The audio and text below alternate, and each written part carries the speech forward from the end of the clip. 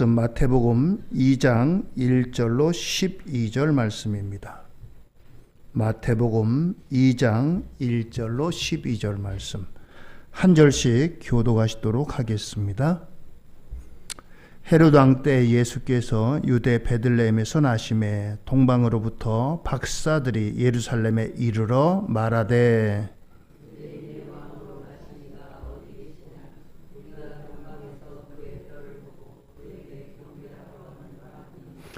헤롯 왕과 온 예루살렘이 듣고 소동한지라.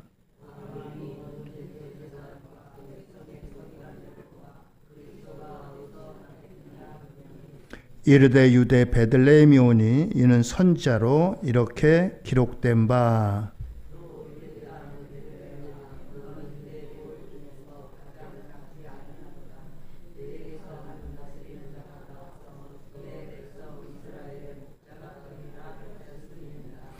이에 헤롯이 가만히 박사들을 불러 별이 나타난 때를 자세히 묻고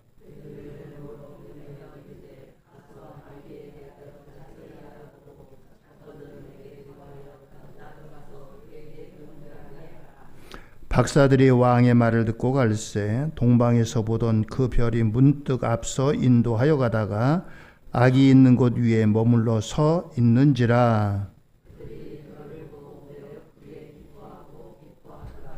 집에 들어가 아기와 그의 어머니 마리아가 함께 있는 것을 보고 엎드려 아기께 경배하고 보배합을 열어 황금과 유향과 몰약을 예물로 드리니라.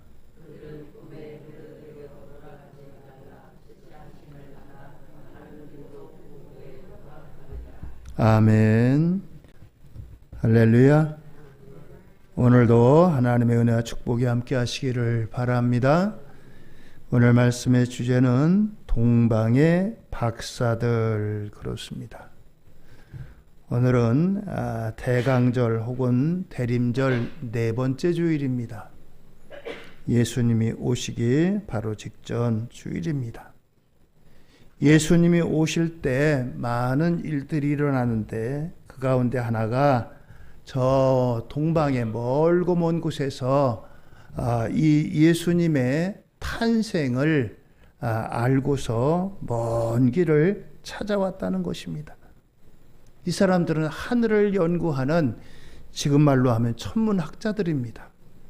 하늘의 별을 늘 관찰하고 이것을 통해서 길흉을 그리고 이제 일들을 점치는 사람들인데 어느 큰 별이 나타났습니다. 이 별이 심상치 않은 별임을 알고 별을 따라서 산 넘고 물 넘고 강을 건너고 이렇게 먼 길을 따라왔습니다. 오늘 이 사람들은 동방에서 온 별을 연구하는 박사들입니다. 오늘 이들이 먼 길을 찾아와서 예수님을 만납니다. 마태복음 2장 11절입니다. 집에 들어가 아기와 그의 어머니 마리아가 함께 있는 것을 보고 엎드려 아기께 경배하고 보배합을 열어 황금과 유향과 몰약을 예물로 드리니라 라고 했습니다. 오늘 이 동방의 박사들이 오늘 이와 같이 먼 길을 찾아와서 이제 주님의 오심을 기뻐하며 함께 축하하는 이런 만남을 보게 됩니다. 오늘 이 동방의 박사들, 이들은 과연 어떤 사람들인가? 오늘 우리에게 성경은 말씀해 주고 있습니다. 먼저 이들은 어떤 사람들이냐? 새로운 왕이 나타나기를 고대하며 살았던 사람들입니다. 성경에 보면 누가복음에 메시아의 나타나심을 기다리며 84년간 오로지 성전을 떠나지 않고 금식과 기도로 섬겼던 여선지자 안나라고 하는 선지자가 있었습니다.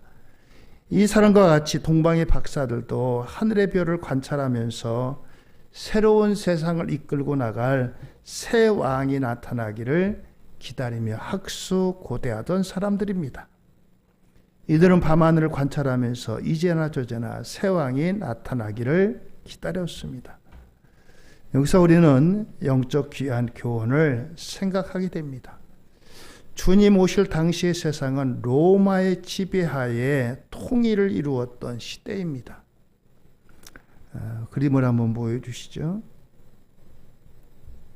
지중해를 중심으로 해서 유럽과 아시아, 아프리카 세 대륙에 걸쳐서 이 초록색으로 된 부분, 이 부분이 로마가 점령했던 지역입니다. 엄청나게 넓은 땅을 차지합니다. 로마의 창검은 무력으로 세계를 정복하였지만 사람의 마음까지는 정복할 수가 없었던 것입니다. 절대 권력은 절대 부패한다라고 하는 말이 있습니다. 하늘 높은 줄 모르게 치솟은 로마의 권력은 안으로 부패하기 시작했습니다. 로마의 군대에게 대항하는 군대가 없고 또한 로마가 이렇게 평정하고 있던 시대에 들다 보니까 사람들이 나태하고 부패하기 시작합니다. 전쟁에 공을 세운 사람들, 또 그리고 부유층, 귀족을 중심으로 해서 사치와 방탕, 이와 같은 것들을 누렸습니다. 이 당시의 로마의 모습이 이렇습니다. 그림을 또 하나 보여주세요. 사람들이 음식을 먹는데 누워서 먹습니다. 음식을 먹는데 누워서 먹는데 소화가 되겠어요? 참 이게 이 그림이 의미하는 바가 큽니다. 얼마나 부패하고 그러는지 먹고 토하고 그렇게까지 먹습니다. 음식을 탐하는 거예요. 배부르면 사람이 그만 먹을 줄 알아야 되는데 먹고 또 먹으려고 그걸 또 토해내고 또 가서 또 먹고 그럴 정도로다가 이 로마가 부패를 했습니다. 그뿐만이 아닙니다. 로마는 이제 목욕탕으로다가 이 로마 시대의 모습을 보여줍니다. 또 하나 보이시죠? 이 목욕탕 문화가 이 로마 시대 때부터 전해지는 겁니다. 이렇게 먹고 마시고 목욕하고 그러다 보니까 이 일은 언제 하겠어요? 그만큼 게을러졌고 나태하고 부패하고 그런 모습이 바로 이 로마 시대의 모습입니다. 또한 유대 땅에도 당시에 헤롯 왕이 동생의 아내를 취해서 살았습니다. 유대 나라의 법 가운데는 이제 형이 결혼했는데 형의 아내가 형수 아니겠어요? 만약에 형이 죽게 되면은 그 동생이 형수를 돌보는 형수 취수법이 있습니다. 우리 같으면 그게 말이 되겠어요? 그런데 유대 나라에서는 그게 허용이 됐어요. 그런데 이 헤롯 왕은 자신의 동생의 아내를 취했습니다. 이것은 율법에서도 허락하지 않는 일이에요. 이런 일들이 예수님 당시에 이렇게 이제 생겨났던 것입니다. 이러한 일이 유대 땅뿐만 아니라 로마 곳곳에서 도덕적으로 부패하고 또 그리고 여러 면에서 부패한 모습이 나타났던 것입니다. 이러한 때에 밤하늘을 쳐다보며 새 왕이 나타나기를 많은 사람들이 기다렸는데 그 가운데 한 사람이 바로 이 동방의 박사들입니다. 이들은 매일같이 밤하늘을 쳐다봤어요. 그런데 갑자기 큰 별이 발견이 되었습니다. 마태복음 2장 2절 이하에 보면 유대인의 왕으로 나신 이가 어디 계시냐? 우리가 동방에서 그의 별을 보고 그에게 경배하러 왔노라 하니 그 큰 별이 그 별을 보고서 동방의 박사들은 새로운 왕이 탄생했구나. 그래서 그 별을 보고 따라온 것입니다. 오늘 우리들도 동방의 박사들을 부정과 부패가 깊은 감 같이 덮였어도 밤 하늘을 쳐다볼 수 있는 신앙적 인내와 소망을 갖고 살아야겠습니다. 우리가 지금 살고 있는 시대가 얼마나 참 기가 막힌 시대예요. 세계 신문들이 얘기합니다. 선진국 가운데 하나인 대한민국에서 쿠데타가 발생했다. 45년 전에나 있었던 일이 또다시 발생합니다. 얼마나 욕심 많으면 권력을 갖고 더 그것을 누리려고 그것을 뺏기지 않으려고 이런 짓을 합니까? 여러분들 쿠데타가 성공해가지고 계엄 계속 있으면 예배 드리는 것도 지장받을지 몰라. 이런 얘기하면 잡혀갈 거야 아마.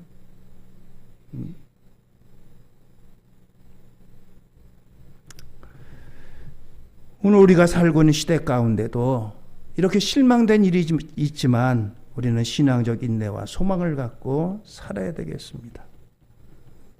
현 세상의 어두운 세력들이 극성을 부린다 해도 밤이 깊으면 새벽이 오고 새벽이 오면 아침이 오고 동이 틀 것입니다. 이러한 신앙으로 초대교회 성도들은 로마의 학정을 이겨냈습니다. 300년간에 걸쳐서 그들은 신앙을 지키기 위해서 지하 묘지에서 땅을 파면서 굴하지 않고 살아갔습니다. 우리들도 밤하늘의 별을 보면서 사는 사람들이 되어야 되겠습니다. 여러분도 우리의 삶이 힘들어도 소망을 잃지 말고 인내하며 사시는 저와 여러분들 되기를 예수님 이름으로 축원드립니다. 할렐루야. 두 번째는 오늘도 이 동방 박사들에게 배울 수 있는 일은 별이 인도하는 대로 찾아 나섰다라고 하는 것입니다. 한마디로 말하면 행동적인 신앙이라는 거예요. 밤하늘에 나타난 큰 별이 움직이기 시작합니다. 그것을 그냥 보고만 있질 않았어요. 동방의 박사들이 이 별을 보고 이 별이 인도하는 대로 찾아 나섰습니다.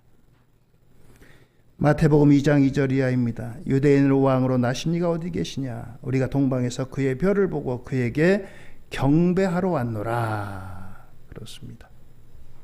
그들이 온 길이 아주 멀고 먼 길입니다. 수백 킬로미터 되는 그러한 길을 오로지 별 하나 보고 움직였던 것입니다. 별이 가는 방향대로만 따라갔습니다. 산 넘고 물 건너 바다 건너서 오로지 별만 보고 예루살렘에까지 왔습니다. 그런데 예루살렘에 도착했을 때 그 별이 갑자기 사라집니다. 그래서 이 유다의 왕 헤롯에게 묻습니다. 마태복음 2장 1절 이하입니다. 헤롯 왕 때 예수께서 유대 베들레헴에서 나심에 동방으로부터 박사들이 예루살렘에 이르러 말하되 유대인의 왕으로 나신 이가 어디 계시냐? 우리가 동방에서 그의 별을 보고 그에게 경배하러 왔노라. 자, 이렇게 질문했을 때 당시의 왕이 헤롯이라고 하는 사람인데 이 헤롯이 진정으로 힘이 있어가지고 이 유대 땅을 다스린 것이 아닙니다. 분봉왕이라고 허수아비 왕입니다. 실제는 로마 황제가 지배하고 있는 겁니다. 로마 황제가 지배하는데 여기에다가 이제 총독을 파견하는 겁니다. 일제시대 때 일본이 우리나라에 총독을 파견해서 우리나라를 다스린 것처럼 당시에 총독이 이제 황제의 이제 파견을 받아가지고 땅을 다스렸는데 헤롯이라고 하는 왕은 그냥 말만 왕이지 허수아비 왕입니다. 실권이 없는. 자, 그런데 이 헤롯이 여기에 새 왕이 탄생했다는 동방의 박사들로부터 소식을 듣고 소동을 벌입니다.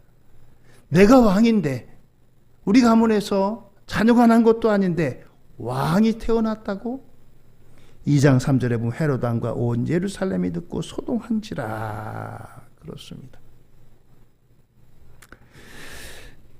동방의 박사들이 이와 같은 사실을 알렸을 때 이제 헤롯이 자세히 그들에게 묻습니다. 그리고 그들에게 얘기하기를 동방의 박사들에게 가서 새 왕을 만나게 되면 나에게도 새 왕을 알려달라. 어디에 계신지 나도 가서 경배하려고 하겠다라고 말합니다. 마태복음 2장 7절입니다. 이에 헤롯이 가만히 박사들을 불러 별이 나타난 때를 자세히 묻고 베들레헴으로 보내며 이르되 가서 아기에 대하여 자세히 알아보고 찾거든 내게 고하여 나도 그에게 가서 그에게 경배하게 하라. 그렇습니다. 자기도 새 왕이 오셨으니까 경배하겠다라고 하는 것입니다. 그러나 이것은 거짓말이었습니다. 이 거짓말은 바로 이제 이 새 왕을 죽이겠다는 거예요. 내가 왕인데 감히 누가 왕이냐라고 하는 것입니다. 하나님께서 동방 박사들로 하여금 이것을 깨닫게 하시고 그래서 다른 길로 가게 하십니다. 여기서 우리가 깨달아야 할 것은 사회가 부패하고 악이 극에 달하여 하나님이 새로운 역사의 방향을 돌려 놓으신다는 것입니다. 그것은 바로 역사의 심판이라는 거예요. 하나님은 인간의 생각을 초월해서 하나님의 역사적 사건을 만들고 하나님은 이 역사 가운데 개입하신다는 겁니다. 영어로 역사를 히스토리 이렇게 부릅니다. 히스토리는 다른 말로 하면 히즈 스토리입니다. 그의 이야기, 그분의 이야기, 그분은 바로 하나님의 이야기입니다. 하나님이 이 땅에 어떻게 역사하시는가, 그것이 바로 역사라고 하는 거예요. 별이 나타나게 하신 것도 하나님의 특별하신 역사하십니다. 그 별을 따라서 멀고 먼 길을 박사들로 하여금 경배하는 것도, 그리고 또 그들이 그 별을 따라서 여기까지 찾아온 것도 하나님의 역사에 이제 개입하심입니다. 동방의 박사들은 그냥 그 별을 보고 저기 누군가 새 왕이 나타났나 보다. 아이고, 새 왕이 나타났으니까 새롭게 되겠지. 이것으로 끝난 게 아닙니다. 그들이 이 별을 보고 직접 움직였어요. 내가 가서 찾아뵈야지. 내가 가서 만나뵈야지. 내가 가서 그분에게 경배를 해야지. 움직였다는 겁니다. 오늘 이것이 우리가 기억하고 우리가 마음에 새겨야 될 거예요. 하나님의 말씀이 우리 속에서만 그냥 감동으로만 끝날 것이 아니고 우리의 삶으로 다 나타나야 된다는 것입니다. 그 말씀 좋네. 그 말씀이 맞아. 그 말씀대로 살아야지. 그 말씀이 참 좋은 말씀이네. 우리가 이렇게 말씀에 긍정하는 것으로만 끝나는 것이 아니고 우리의 삶에서 우리의 행동으로 그것이 열매 맺어야 된다는 것입니다. 오늘 저와 여러분들 이 동방에서 별을 보고 별을 찾아 나선 이 동방이 박사들 같이 하나님의 말씀이 우리의 삶이 머리에서 우리의 손과 발로 이어지는 복된 역사가 있어지기를 예수님 이름으로 축원을 드립니다. 할렐루야. 세 번째는 별이 머문 곳에서 예수님께 경배하고 예물을 드렸다라고 하는 것입니다. 2장 9절입니다. 박사들이 왕의 말을 듣고 갈새 동방에서 보던 그 별이 문득 앞서 인도하여 가다가 악이 있는 곳 위에 머물러 서 있는지라. 그렇습니다. 이제 동방의 박사들이 헤로드 왕에게 물었을 때 헤로드 왕이 이제 제사장이라든가 여러 사람들 불러가지고 이제 왕이 어디서 날 거냐 물어봤더니 이제 구약 말씀에 능통한 사람들이 저기 베들레헴에서 탄생할 겁니다. 그래서 베들레헴으로 찾아왔어요. 베들레헴으로 찾아와가지고 거기서 그 별이 더 이상 움직이지 않는 곳에 그곳에 머물러 있었습니다. 근데 그곳은 화려한 왕궁도 아니고 또 많은 사람들이 왕래하는 것도 아니고 또 귀한 곳도 결코 아니었습니다. 그것은 바로 말이 그 먹이로 삼는 마국간이었습니다. 아무도 관심 갖지 못한 외로운 곳입니다. 마국간은 말이 머무는 곳이에요. 말이 거기 머물면서 이제 쉬기도 하고 먹이도 먹고 물도 마시고 그런 곳인데 얼마나 냄새나겠어요? 성경에 보면은 그때 당시에 이 로마 황제가 칙령을 내렸습니다. 다름이 아니고 모든 사람들은 고향에 가서 호적을 하라. 호적을 하라는 것입니다. 그런데 저 북쪽에 있던 이 마리아와 요셉이 그들의 고향이 원래 베들레헴 출신이기 때문에 베들레헴에 가서 호적을 하기 위해서 내려왔습니다. 그런데 내려왔을 때 이제 이 마리아가 해산할 때가 돼가지고 방을 구하는데 사람들이 인산인해입니다. 마리아와 요셉뿐만 아니라 많은 사람들이 고향을 와가지고 호적을 하러 모였기 때문에 어느 집 하나 방 하나 비울 그런 집이 없었습니다. 그래서 할 수 없이 이 마국간에 머물게 된 거예요. 그래서 바로 이 마국간에서 이와 같이 예수님을 출생하게 됩니다. 만왕의 왕으로 오신 그분이 이 땅에 임하신 곳은 평범한 곳도 아닙니다. 좋은 곳도 아닙니다. 호화로운 곳은 더욱도 아닙니다. 이와 같이 아주 낮고 천한 이와 같은 곳으로 오셨습니다. 오늘도 별이 머문 곳이 바로 이런 곳입니다. 화려함에 있는 사람들이 연말연시를 맞이해서 찾는 백화점도 아닙니다. 파티장도 아닙니다. 술 먹고 떠들고 춤추는 것도 결코 아닙니다. 오늘 예수님이 이 땅에 오신 것은 낮고 천한 곳에 오셨습니다.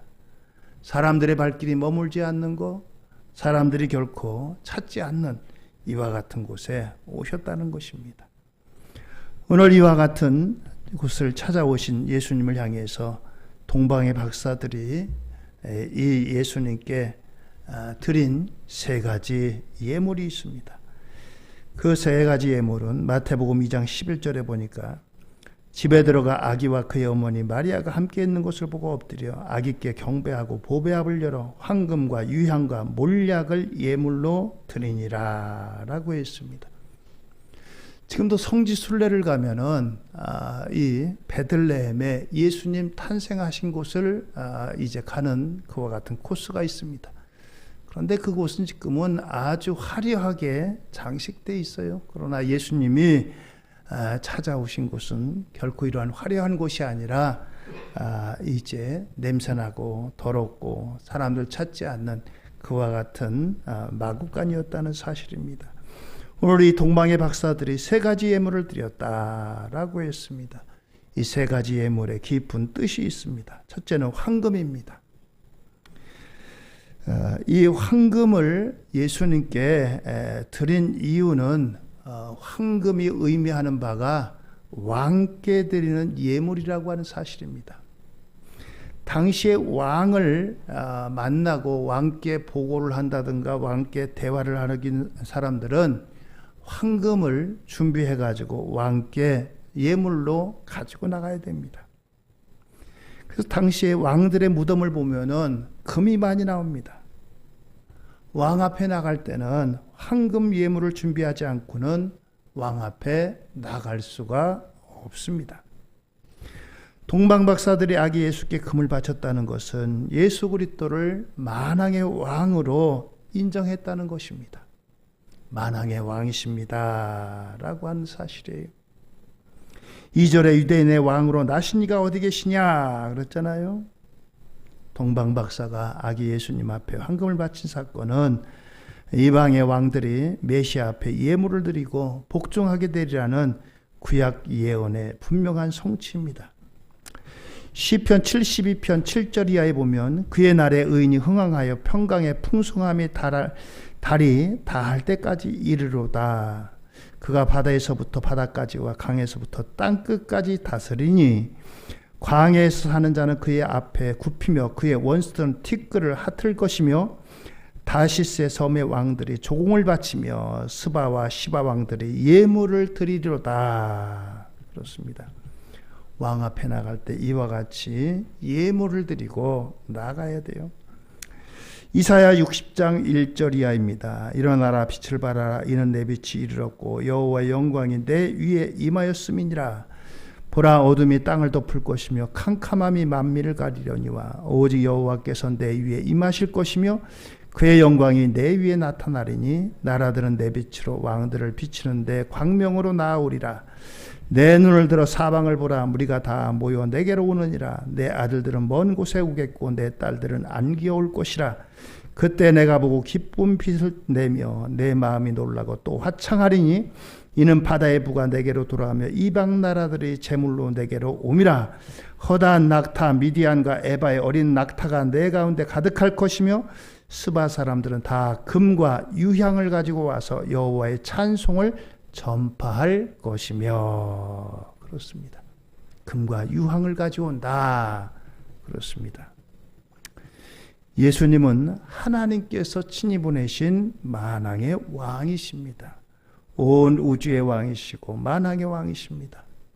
이 만왕의 왕은 마지막 날에 군대를 이끌고 이 땅을 심판하러 오실 것입니다. 오늘 이와 같이 이 동방의 박사들은 만왕의 왕으로 오신 예수님에게 이 황금으로 예물을 봉헌합니다. 두 번째 예물은 유향입니다. 유향은 성전에서 예배할 때 사용하는 향입니다. 반질반질하고 향내나는 흰색의 액체입니다. 유향은 아라비아 지방의 관목 껍질에 자국을 내어서 얻는 액체 향입니다. 이 유향은 구약 때 이스라엘 제사를 드릴 때에 사용되었습니다. 특히 곡식으로 드린 소제 제사를 드릴 때 곡식 가루 위에 기름을 붓고 그 위에 놓는 것이 유향이었습니다.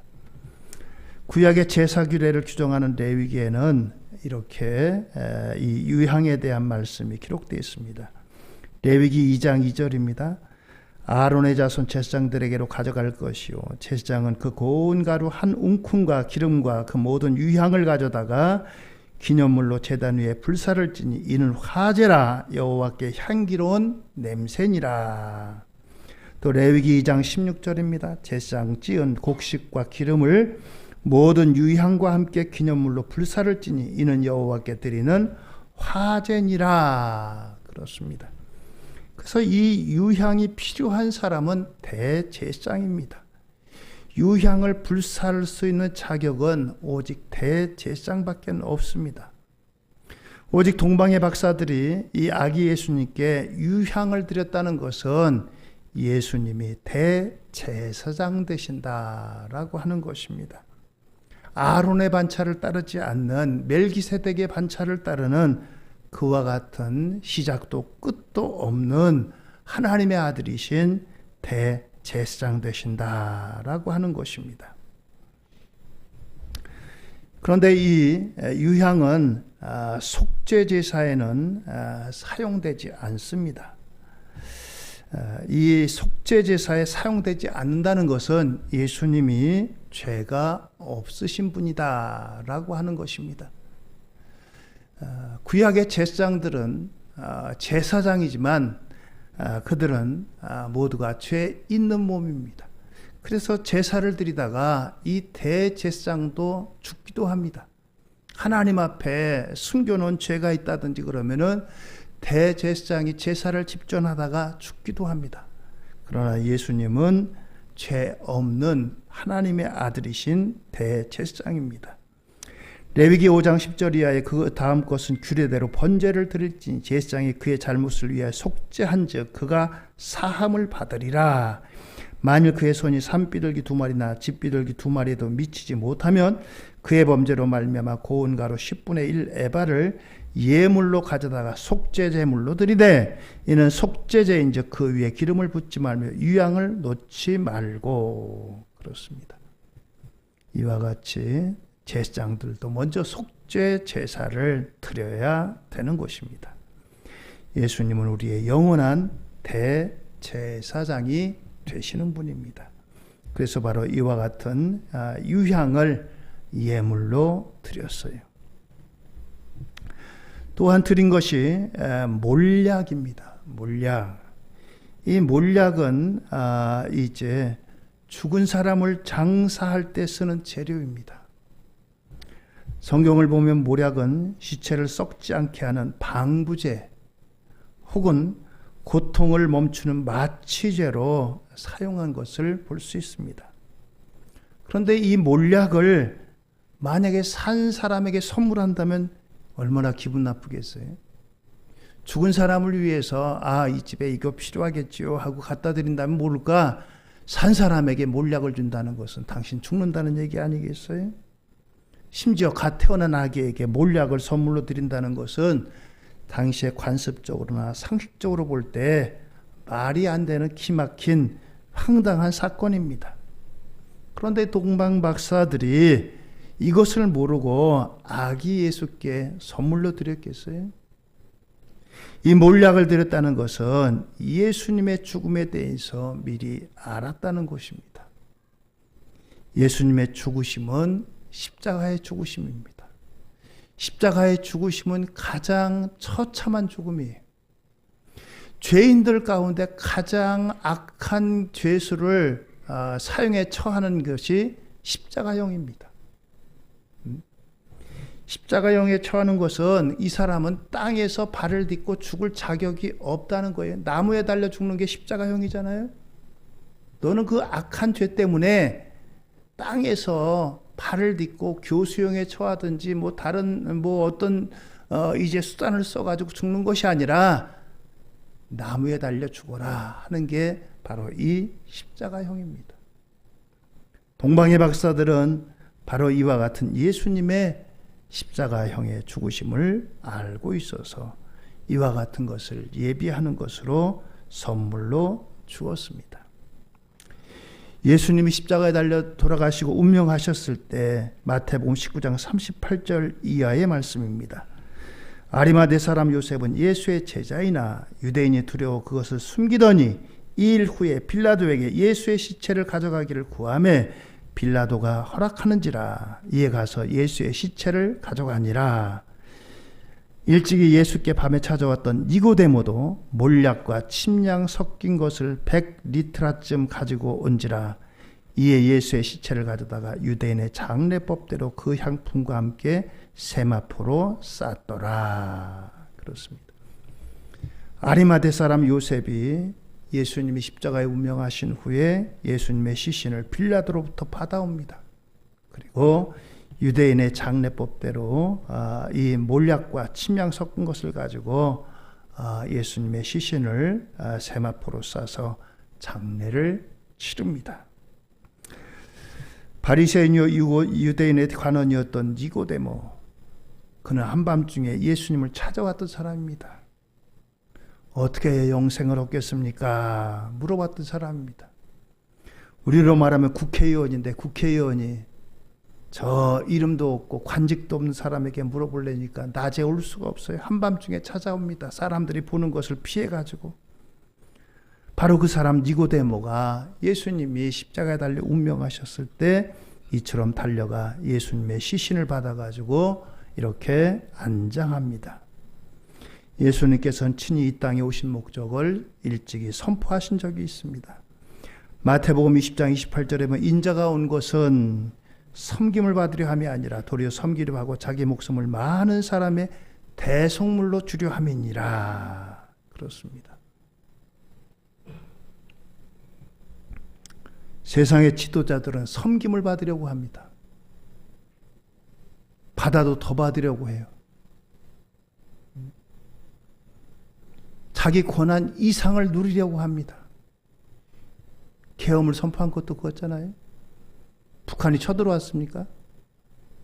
천재지변이 일어났어요. 그런데 예수님은 오히려 섬기려 왔다라고 합니다. 지도자는 국민을 생각했는데 국민을 생각하지 않아요. 자영업자들이 얼마나 어려워요. 계엄 때문에 장사가 안 된대요. 수출이 안 돼요. 방산 수출하던 게 사람들이 오지를 않습니다. 저 대한민국 믿을 수가 없다. 도대체 얼마나 피해를 주고 있어요? 그런데도 버티고 있어요. 그 권력이 뭐라고?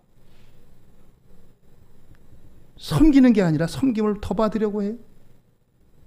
욕심에서 시작되는 거예요. 욕심에서. 예수님을 섬김 받으려 함이 아니라 섬기려고 왔다. 그렇습니다. 오늘 이처럼 예수님을 향한 동방의 박사들이 이렇게 드렸던 예물 속에는 이런 의미가 담겨져 있습니다. 오늘 이 동방의 박사들이 예수님을 찾아 먼 길을 떠났습니다. 행동하는 신앙을 가졌어요. 또 그리고 거기에 맞는 예물로 다 아기 예수님께 이와 같이 봉헌합니다. 오늘 주님이 오시는 계절에 이 동방박사들의 믿음을 다시 한번 생각합니다. 오늘 우리에게도 이 동방의 박사들과 같이 진정한 왕, 만왕의 왕, 예수님을 기다리는 저와 여러분들 되기를 주의 이름으로 축원드립니다.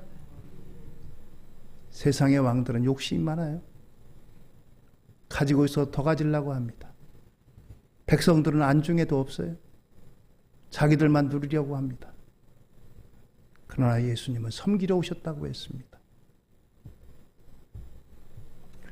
오늘 우리 주님 오시는 계절에 동방의 박사들을 통해서 우리 마음속에도 주님을 기다리고 주님을 찾아가고 주님을 높이시는 저와 여러분들 모두가 되기를 예수님 이름으로 축원드립니다. 할렐루야. 기도하시겠습니다.